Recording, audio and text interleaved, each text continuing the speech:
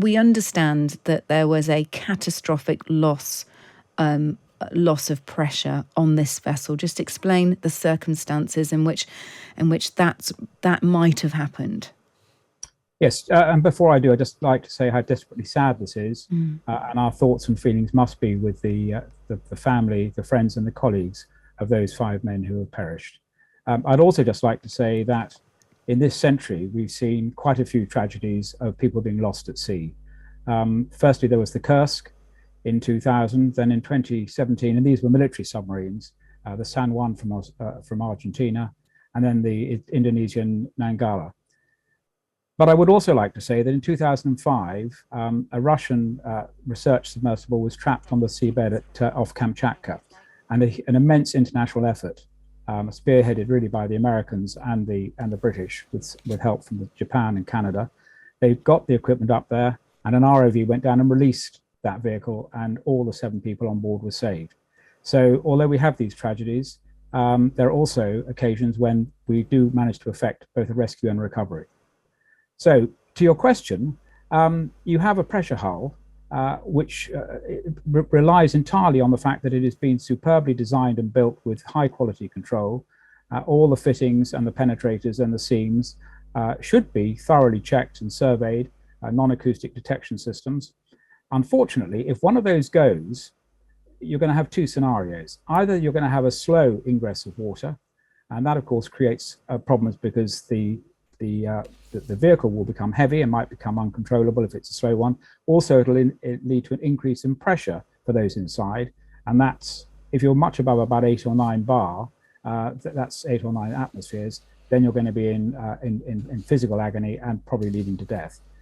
If it's a rapid implosion, then the thing just shatters, like crushing an egg. And in this case, that is sadly what happened, although I think a number of people have probably said the only mitigating and small solace of comfort is that it would have been instantaneous. But once that pressure hull is breached, and particularly in a small single compartment commercial submersible like that, then that is the end of the vehicle. Well, let's react to what we heard from the US Coast Guard about the location. As we understand it, the location of the debris that was discovered was consistent with the location where the comms was lost on Sunday. They wouldn't really get into the timing of the implosion, but that might suggest, and again, I'm going to use that word very carefully, that actually this incident, the implosion, could have happened some days ago. Well, I think that it was an hour and 45 minutes into the dive. Now, I don't know how they conduct the dive. I don't know how long it would normally take the Titan to get down to the seabed at that depth. But they'd have had a plan. They'd have been following that plan. They might well have launched the vehicle some thousands of meters away from the Titanic main hull, and then she would have made her way slowly down towards it. So they'd have had this plan. So they should have had quite a good indication of where, at 1 hour and 45 minutes, where she would have been. Now, as it's already been said, actually, you do get ocean currents out there. So, well, you get them everywhere. And if it had suddenly imploded at, say, 2,000 meters, then the debris would have fallen. It would not have fallen straight down. Albeit, actually, as you get closer to the seabed, the impact of the ocean current is significantly less. But it would have fallen, and just like dropping a handful of earth from your hand, it doesn't all go down in one space. It spreads out, and that's what it looks like has happened here. Yeah, Rear Admiral Malga confirming that parts of the Titan were found at about 1,600 feet from the bow of the Titanic wreck. He also said that it is impossible to confirm whether the 5 bodies can be recovered, Dickie.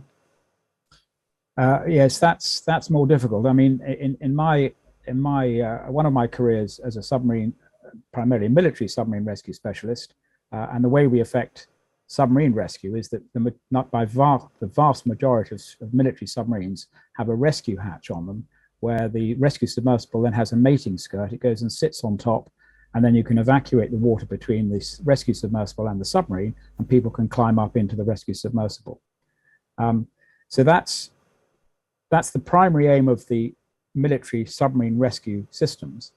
And we've always tended to say that our job, or the job of the rescue